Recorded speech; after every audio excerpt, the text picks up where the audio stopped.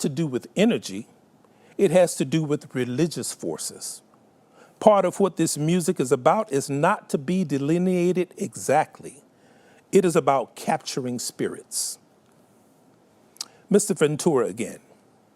This was the blues that was played in small cramped shacks, honky-tonks, juke joints, barrel houses, at the edge of nearly every small town in the South, west unto Texas and north to Chicago.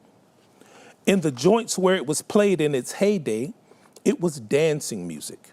Sometimes it was a piano, sometimes a combination of instruments, and often just one man with a guitar. But people came to mingle, to gamble, and to dance. The relationship of dancer was exactly the same as the relationship of drummer to dancer in Haitian voodoo, says Mr. Ventura, where a drummer worked closely with the dancer and could often evoke possession at will.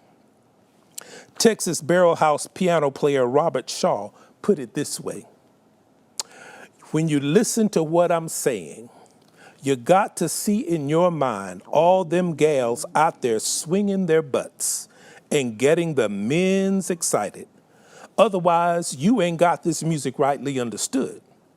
I could sit there and throw down my hands and throw my hands down and make them gals do anything. I told them when to shake it and when to hold it back.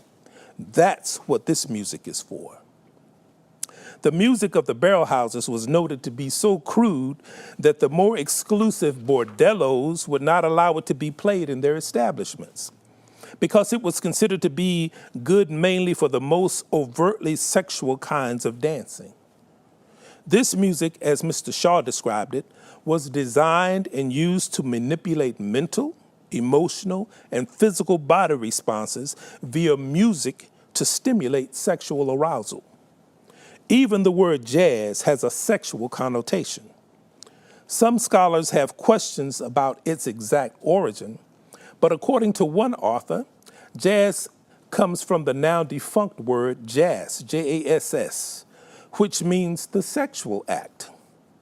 Robert Farris Thompson thinks that jazz and jism, J-I-S-M, likely derived from the Kikongo Denza, which means to ejaculate.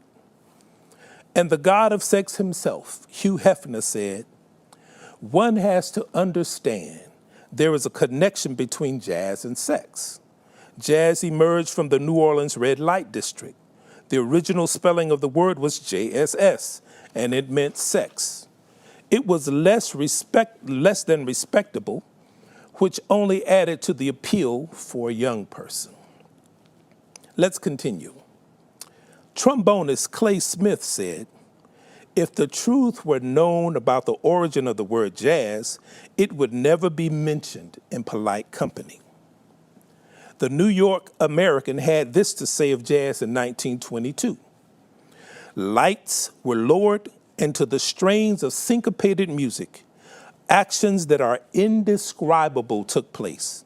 This is the full flowering, the fruition of modern erotic music, which has so crazed and befuddled the moral makeup of young people.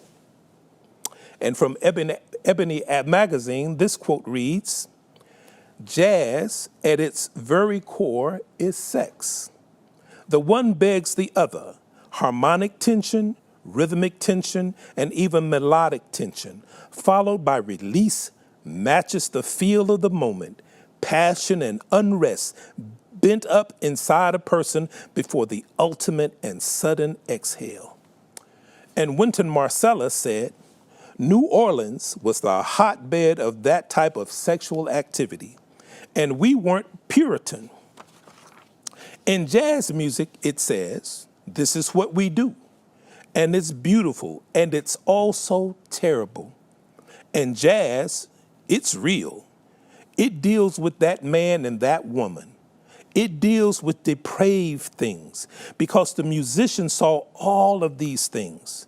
That's what gives our music its bite and its feel, and that's what the world wanted from our music. It didn't hide what went on under the sheets. And jazz music is still sexy today, which makes it even more difficult for me to understand the statement read earlier where the minister declared, "The honest music of jazz is made for the beauty of God." Jazz was made for partying, dancing, and entertaining patrons and prostitutes in whorehouses, where God was not the subject of conversation. I don't know how that translates to the honest music of jazz is made for the beauty of God. But it's obvious that this same reasoning is applied to the other forms of secular pop music used in churches today. Let's extend the conversation to rock music. Here are a few comments about rock and roll from rock musicians and others involved in the industry. This is their perception of this music. The Beatles. Our music is capable of causing emotional instability, disorganized behavior, rebellion, and even revolution. Spencer Dryden. Get them while they're young, bend their minds. Jan Berry. The throbbing beat of rock provides a vital sexual release for the adolescent audience. Andrew Oldham, recording manager for the Rolling Stones. Pop music is sex, and you have to hit them in the face with it. Donnie Brewer of Grand Funk. We take kids away from their parents and their environment to where the only reality is the rhythm and the beat. John Denver. Rock music is a greater influence over the souls of men than primitive Christianity. Glenn Frey of the Eagles. I'm in rock music for the sex and narcotics. Debbie Harry, lead singer with Blondie. I've always thought that the main ingredients in rock are sex, really good stage shows, and really sassy music. Sex and sass, I think that's where it's at. Chris Stein, lead guitarist with Blondie. Everybody takes it for granted that rock and roll is synonymous with sex. John Oates, rock and roll is 99% sex. Frank Zappa, rock music is sex. The big beat matches the body's rhythms.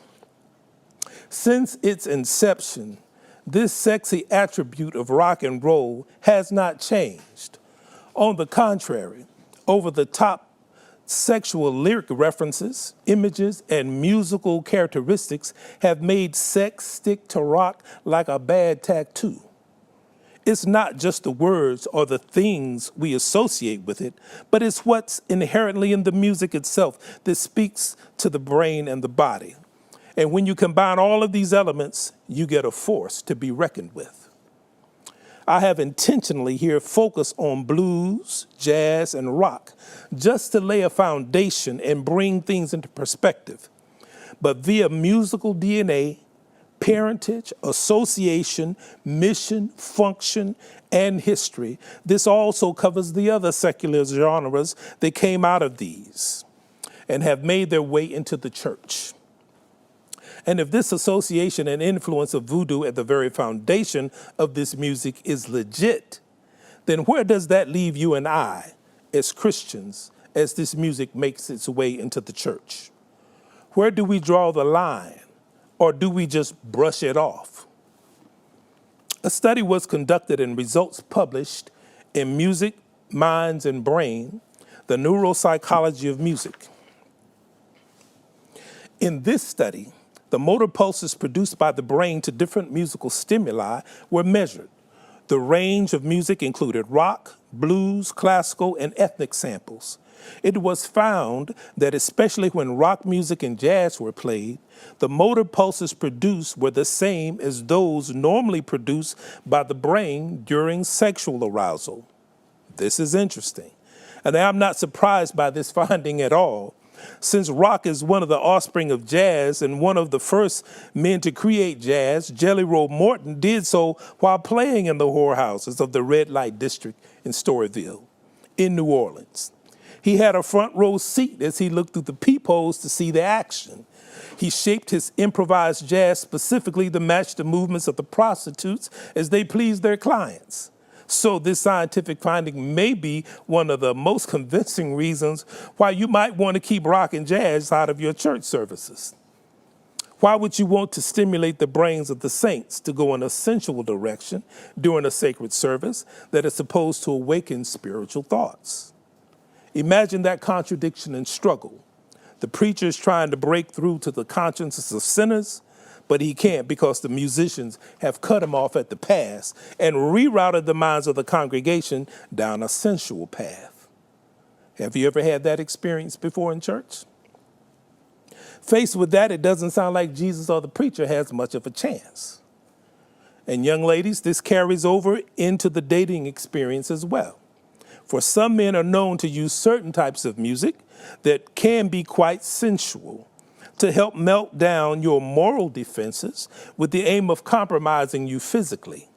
So on your next date, if Loverboy decides to spin some jams that create an atmosphere of sensuality instead of spirituality, make sure you stick a pin in it and have him play music that will elevate your minds and keep your bodies in an unaroused state.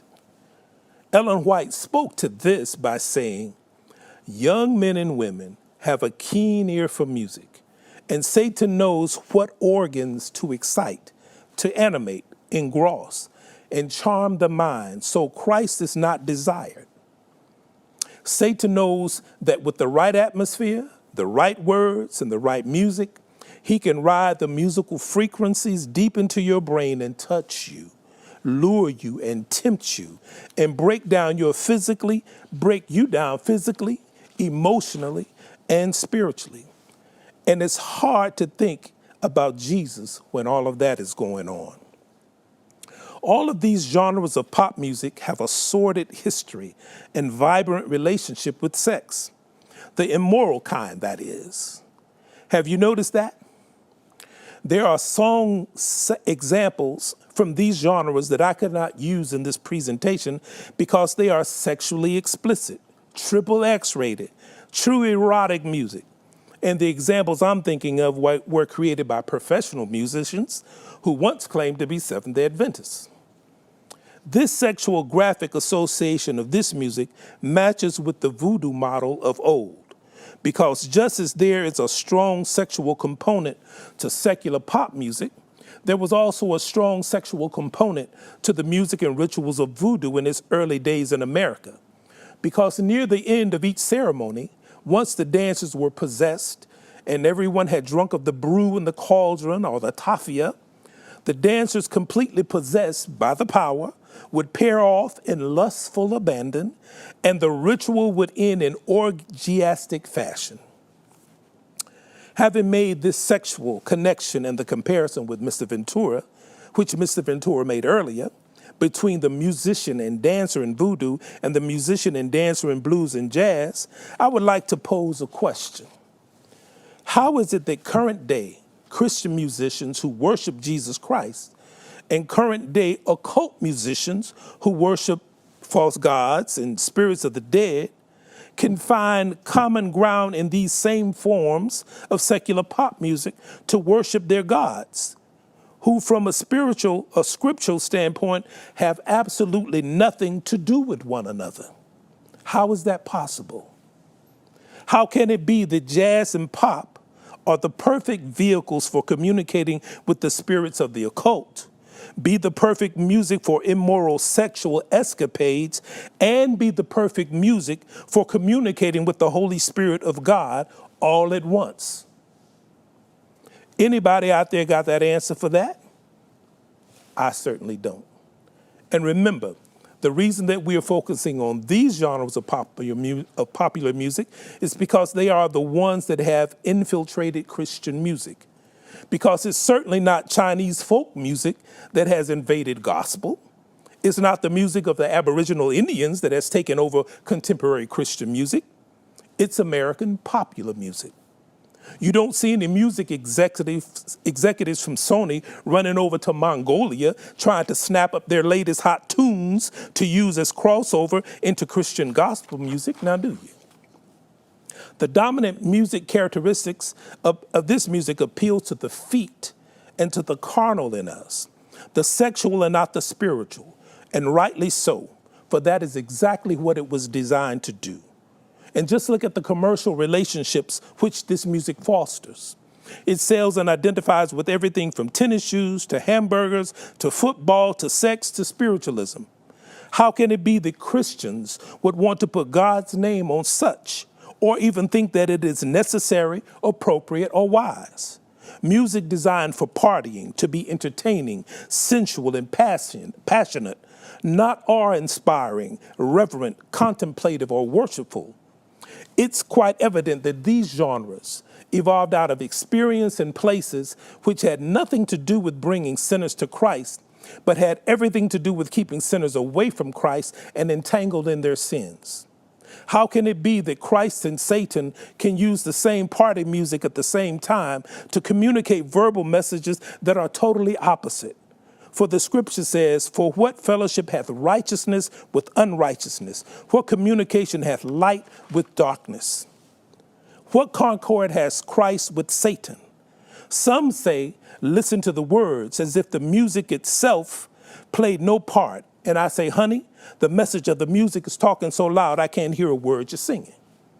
To those who would say just listen to the words and propose the argument that music itself is neutral and that it's words alone that make the difference, Dr. Max Schoen, in his book, The Psychology of Music, says, music is the most powerful stimulus known among the perceptive senses. The medical, psychiatric, and other evidences for the non-neutrality of music is overwhelming, and it frankly amazes me that someone should seriously say otherwise. It's the music that is the dominant force, not the words. This is confirmed by Frank Garlock, who says, "The words only let you know what the music already says," referring to rock. The music is its own message. Science has shown that music engages and lights up and engages the brain with like nothing else known to man. It is self-deception to believe that you are not affected by the music itself or that you can ignore it. Now, through such music, which speaks of Christ but utilizes secular genres, people are given double messages, which lead to confusion, uncertainty, and a careless yet subtle association of sacred themes with the profane. The music says one thing and the words another. I have respect for the rappers and the poppers and the hip hoppers because they know how to make their music and words say the same thing. But as for Christians who try to make this secular cow a sacred horse, I marvel. It's like wrapping a piece of pork up in some cellophane, putting a label on it, and stamping the word beef on it.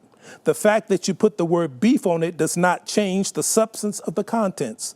It's still pork and will be pork no matter how many times you say it's beef. This ends part 4. In part 5, we will examine the concept of worldly evangelistic methods, assimilation and association, worship, biblical principles for selecting music, and more.